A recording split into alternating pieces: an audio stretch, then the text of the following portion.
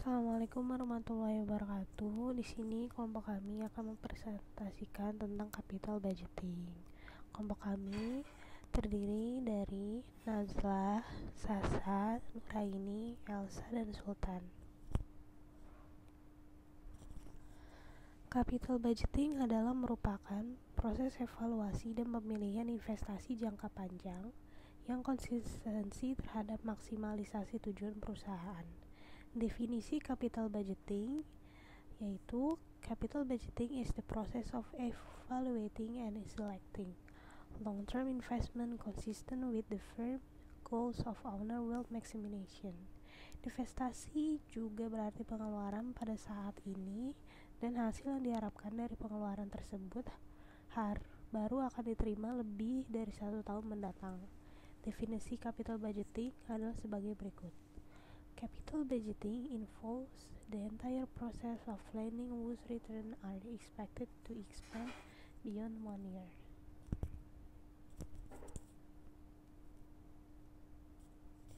Proses capital budgeting. Pembuatan proposal. Proposal penganggaran barang modal dibuat di semua tingkat dalam sebuah organisasi bisnis. Untuk menstimulasikan aliran berbagai ide, banyak perusahaan menawarkan penghargaan berupa uang tunai untuk beberapa proposal yang diadopsi. Yang kedua, ada kajian dan analisa. Proposal penganggaran barang modal secara formal direview dalam rangka A. Mencapai tujuan dan rencana utama perusahaan, dan yang paling penting untuk mengevaluasi kemampuan ekonominya. Yang terakhir, ada pengambilan keputusan. Besarnya sejumlah dana yang dikeluarkan dan pentingnya penganggaran barang modal menggambarkan tingkat organisasi tertentu yang membuat keputusan penganggaran. Ketika sebuah proposal telah disetujui dan dananya setelah siap, tahap implementasi segera dimulai. Untuk pengeluaran yang kecil, penganggaran dibuat dan pembayaran langsung dilaksanakan. Namun, untuk penganggaran dalam jumlah besar dibutuhkan pengawasan yang ketat. Setelah diimplementasikan, maka perlu dilakukan monitoring selama tahap kegiatan operasi berjalan dari proyek tersebut. Perbandingan dari biaya yang ada dan keuntungan yang diekspektasikan dari berbagai proyek sebelumnya adalah sangat vital. Ketika biaya yang dikeluarkan melebihi anggaran biaya yang ditetapkan, harus segera dilakukan tindakan untuk menghentikannya. Apakah dengan meningkatkan benefit atau mungkin menghentikan proyek tersebut. Payback period.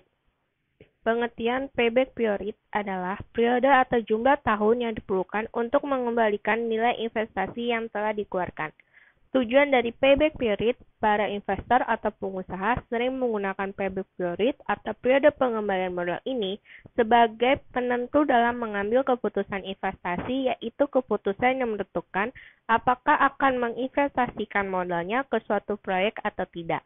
Menurut ahli payback period, menurut Bambang Riyatno 2004, payback period adalah suatu periode yang diperlukan untuk dapat menutup kembali pengeluaran investasi dengan menggunakan purchase atau aliran kas neto atau net cash flow.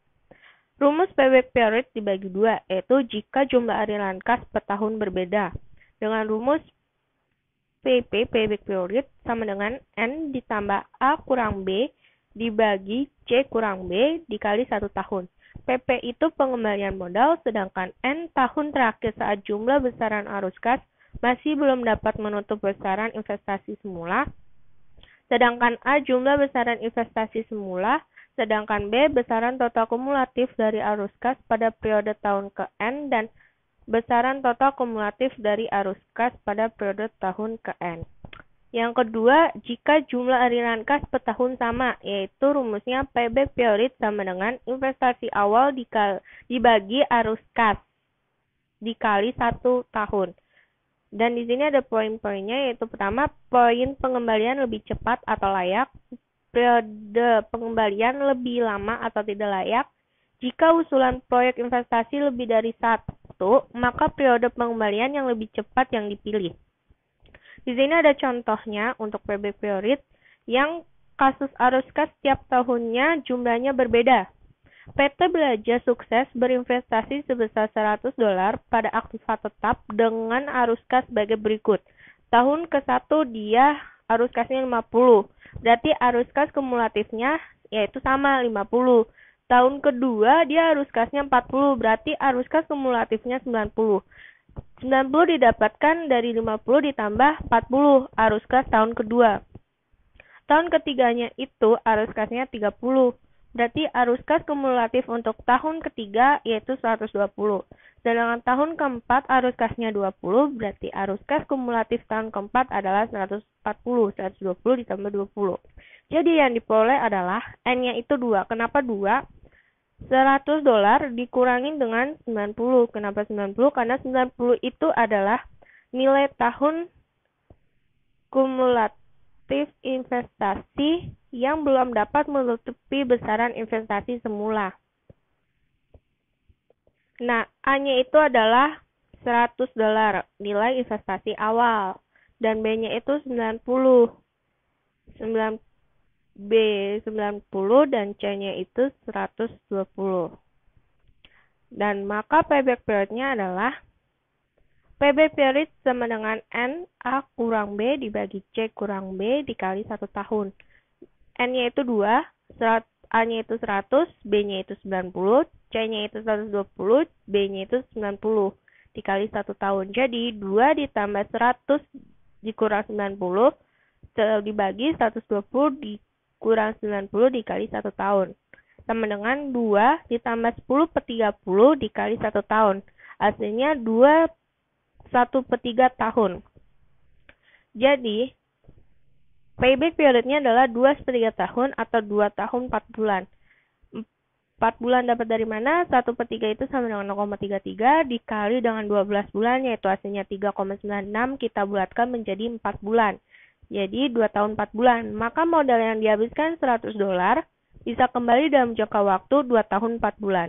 Sedangkan ini ada contoh kasus kedua, yaitu kasus arus kas setiap tahun jumlahnya sama.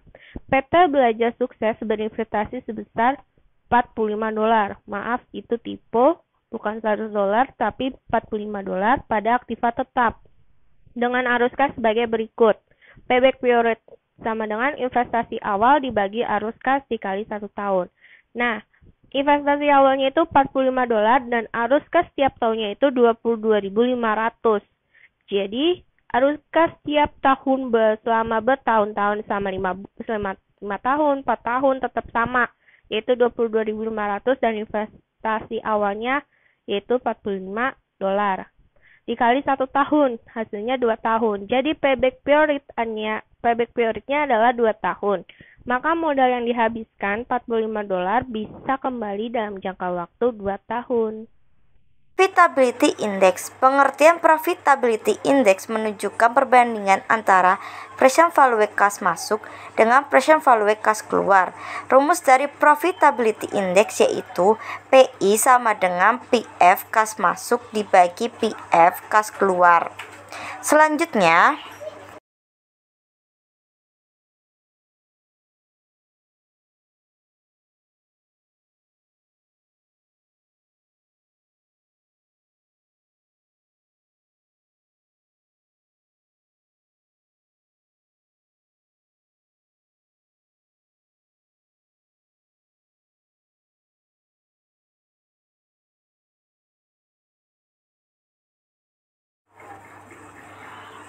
contoh untuk investasi yang sama, Profitability Index yang singkat PI bisa dihitung sebagai berikut, yaitu PI sama dengan 1520,03 dibagi 1500 sama dengan 1013.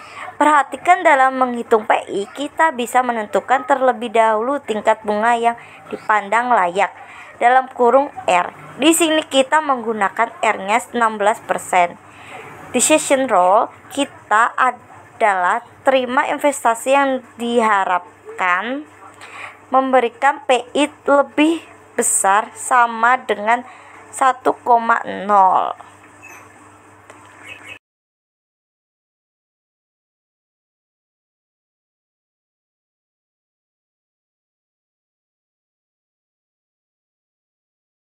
Net Present Value. Net Present Value adalah jumlah present value semua cash inflow yang dikumpulkan proyek dengan menggunakan diskon rate suku bunga kredit yang dibayar investor, dikurangi jumlah investasi atau initial cash outflow.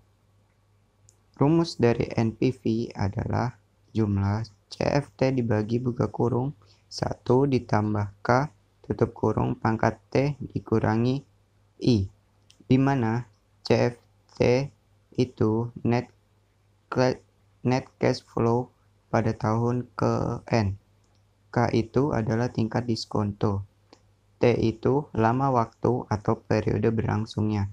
Dan I itu adalah initial outlays atau nilai investasi awal. Nah, di sini ada contoh soal. Perusahaan ABC akan melakukan investasi terhadap proyek A dan proyek B. Kedua proyek tersebut merupakan proyek independen dan mutually eksklusif. Investasi dikeluarkan pada awal tahun pertama. Diketahui diskon rate-nya 10%, adapun aliran kas bersih dari masing-masing proyek sebagai berikut. Di sini ada tabel tahun proyek A dan proyek B. Nah, tahun ini ada 5 tahun dan kalian bisa lihat sendiri.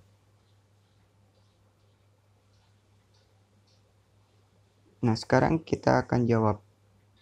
Proyek A tahun 1 yaitu 50.000 dibagi 1 ditambah 0,1 pangkat 1. 0,1 yaitu 10% dijadiin desimal jadi 0,1. Nah, sama dengan 45.455. Tahun keduanya yaitu 40.000 dibagi 1 ditambah 0,1 pangkat 2. Itu sama dengan 33.058. Tahun ketiganya 30.000 dibagi 1 ditambah 0,1 pangkat 3 sama dengan 22.539. Tahun keempat 20.000 dibagi 1 tambah 0,1 pangkat 4 sama dengan 13.660. Tahun kelimanya yaitu 10.000 dibagi 1 tambah 0,1 pangkat 5 yaitu 6.209. Nah, jumlah NPV proyek A yaitu kita gabungkan dari tahun 1 sampai tahun ke-5, yaitu tahun ke-1 45.455 ditambah tahun kedua yaitu 33.058 ditambah tahun ketiga yaitu 22.539 ditambah tahun keempat 13.660 ditambah tahun kelima 6.209 dikurangi tahun awalnya tadi yang di tabel yaitu dikurangi 100.000 sama dengan 20.921. Nah, sekarang kita hitung juga proyek B-nya sama kayak proyek A tadi. Proyek B tahun 1 yaitu 10.000 dibagi 1 tambah 0,1 pangkat 1 sama dengan 9.091. Tahun keduanya 30.000 dibagi 1 tambah 0,1 pangkat 2 sama dengan 24.793. Tahun ketiga itu 40.000 dibagi 1 tambah 0,1 pangkat 3 sama dengan 30.053 rupiah. Tahun keempat itu 50.000 dibagi 1 tambah 0,1 pangkat 4 sama dengan 34.151. Tahun kelima sama yaitu 20.000 bagi 1 tambah 0,1 pangkat 5 sama dengan 12.419. Setelah itu kita jumlahkan proyek B dari tahun 1 sampai tahun kelima yaitu tahun pertama yaitu 9.091 ditambah tahun kedua yaitu 24.793 ditambah tahun ketiga 30.053 ditambah tahun keempat yaitu 34.151 ditambah tahun kelima yaitu 12.419. Hasil dari penjumlahan itu dikurangi tahun awalnya, yaitu dikurangi 100.000. Jadi sama dengan 10.000. International Rate of Return (IRR). Metode ini mungkin merupakan metode yang paling banyak digunakan sebagai salah satu teknik dalam mengevaluasi alternatif-alternatif investasi. Definisi internal rate of return adalah the internal rate of return is the discount rate that equates the present value of cash inflow with the initial investment associated with a project. Dijelaskan bahwa IRR merupakan rate discount di mana nilai present value dari cash inflow sama dengan nilai investasi awal suatu project. Dengan kata lain, IRR adalah rate discount, di mana NPV dari proyek tersebut Rp0. IRR juga menggambarkan presentasi keuntungan yang sebenarnya yang akan diperoleh dari investasi barang modal atau proyek yang direncanakan. Bisa kita lihat rumus di bawah ini, IRR sama dengan interest pertama yang kita coba plus NPV pertama per dalam kurung NPV pertama dikurang NPV kedua, tutup kurung, buka kurung, interest kedua yang kita coba dikurang interest pertama yang kita coba. Lanjut, di sini kita ada contoh soal. Kita mengambil contoh yang sama dengan net present value di atas sebelumnya, yakni perusahaan ABC akan melakukan investasi terhadap proyek A dan proyek B. Kedua proyek tersebut merupakan proyek independen dan mutually eksklusif investasi yang dikeluarkan pada awal tahun pertama. Bisa kita lihat tahun ke-0 ini investasinya sama proyek A dengan proyek B sebesar 100.000. Lalu di sini ada tahun pertama sampai tahun kelima, yang mana proyek A tahun pertama yakni 50.000 dan proyek B 10.000. Tahun kedua ada proyek A sebesar 40.000 dan proyek B 30.000. Tahun ketiga ada proyek A 30.000 dan proyek B 40.000. Tahun keempat ada proyek A 20.000 dan proyek B 50.000, dan tahun kelima ada proyek A sebesar 10.000 dan proyek B 20.000. Di sini ada jawabannya, sudah ada untuk proyek A apabila kita mencoba dengan diskon rate 20% dan 21%.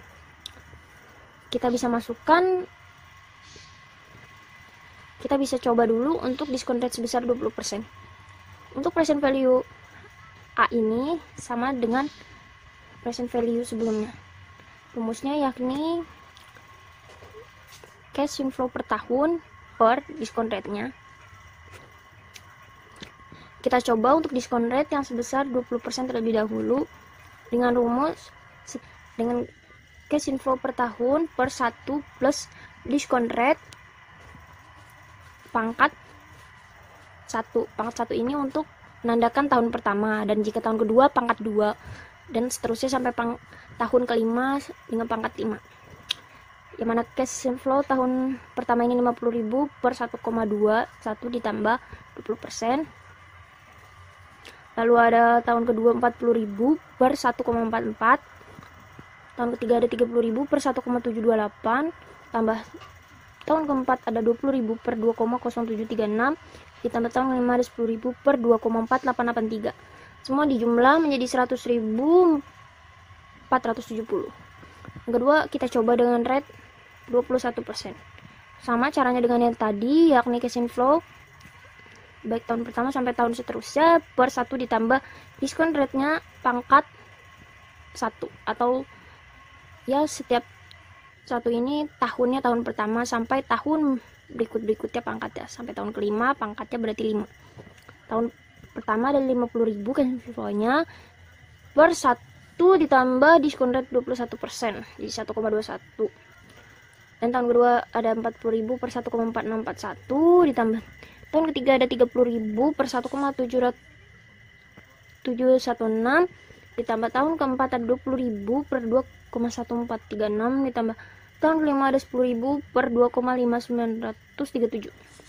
Hasilnya semua dijumlah menjadi 98.763. Nah, di sini kita bisa masukkan rumus IRR-nya, yakni interest kita coba pertama ini 20%, ditambah PV pertama yakni 100.470 dikurang dengan 100.000 investasi awalnya tadi per 100.470, ini NPV pertama, dikurang 98.763, ini NPV kedua. Buka kurung, 1% didapat dari 20% dikurang 21%. buka kurung 1% ini dapat dari interest kita coba pertama itu 20% dikurang interest yang kita coba yang kedua itu 21%.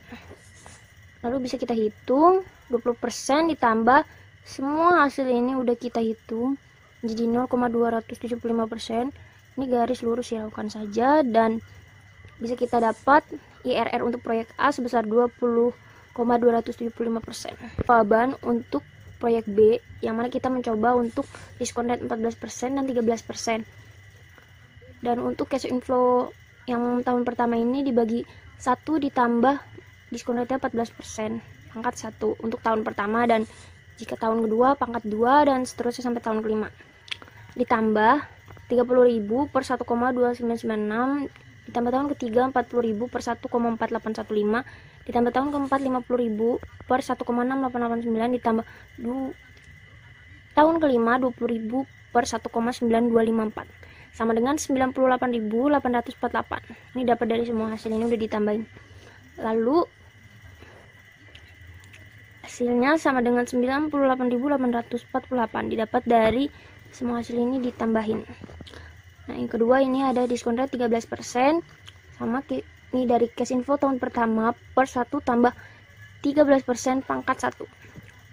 Hasilnya 1,13 di 10.000 per 1,13 ditambah 30.000 untuk tahun kedua per 1,2769 ditambah tahun ketiga 40.000 per 1,4429 ditambah tahun keempat 50.000 per 1,6305 ditambah tahun kelima 20.000 per 1,8424 sama dengan 101.587 didapat hasilnya dari semua ini ditambahin.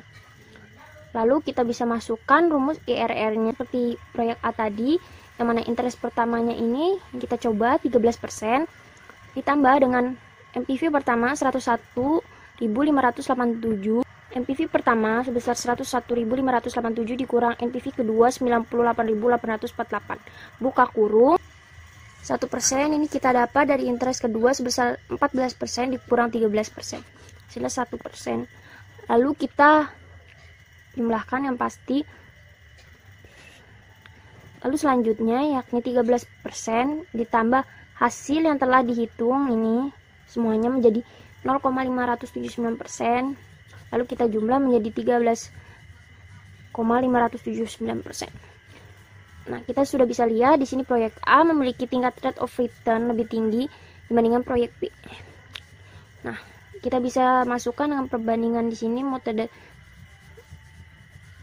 capital budgeting yang mana sudah didapat payback period sebesar 2 tahun 4 bulan untuk proyek A dan 3 tahun 5 bulan untuk proyek B. NPV sebesar 20.921 untuk proyek A dan 10.507 untuk proyek B. Dan IR yang telah kita hitung tadi 20,275% untuk proyek A dan 13,579% untuk proyek B. Accounting Rate of Return atau yang bisa kita singkat sebagai ARR merupakan metode yang menilai usulan proyek investasi dengan cara mengukur tingkat keuntungan dari investasi yang digunakan untuk mendapatkan keuntungan tersebut. Bisa kita rumuskan sebagai ARR sama dengan rata-rata laba setelah pajak per rata-rata investasi dikali 100%. Bisa kita ambil contoh dari data cash flow yang ada di bawah ini dari tahun ke-0 sampai tahun ketiga telah diketahui yakni nilai residunya sebesar 0, lalu metode yang digunakan yakni penyusutan garis lurus dengan tingkat suku bunga sebesar 15%.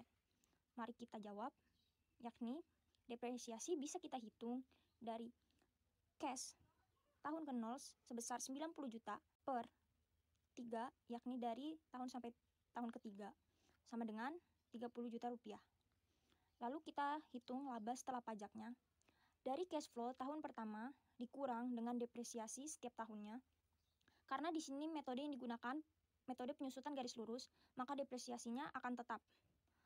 Lalu kita kurangkan cash flow-nya 40 juta dikurang depresiasi sebesar 30 juta menjadi 10 juta rupiah. Itu sampai tahun ketiga, lalu kita jumlahkan laba setelah pajaknya jadi sebesar 30 juta rupiah.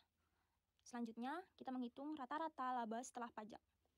Bisa diambil dari jumlah laba setelah pajak sebesar 30 juta rupiah per 3 tahun lagi sama dengan 10 juta rupiah. Selanjutnya, menghitung rata-rata investasi. Ini didapat dari 90 juta di tahun ke-0 ditambah nilai tengah antara 30 juta dan 90 juta, yakni 60 juta, ditambah laba setelah pajak sebesar 30 juta rupiah, ditambah nilai residunya sebesar 0 per 4, yakni jumlah kuantitasnya rata-rata investasi, sama dengan 45 juta rupiah. Angka terakhir yakni ARR-nya. Untuk menghitung ARR-nya bisa diambil dari rata-rata laba setelah pajak sebesar 10 juta rupiah per rata-rata investasi sebesar 45 juta rupiah dikali 100%. Hasilnya 22,22%. Bisa disimpulkan bahwa ARR lebih besar dari tingkat suku bunga. Ini menjadi suatu patokan untuk mengambil keputusan kelayakannya sebuah proyek investasi yang digunakan. Jadi ARR harus lebih besar daripada tingkat suku bunga.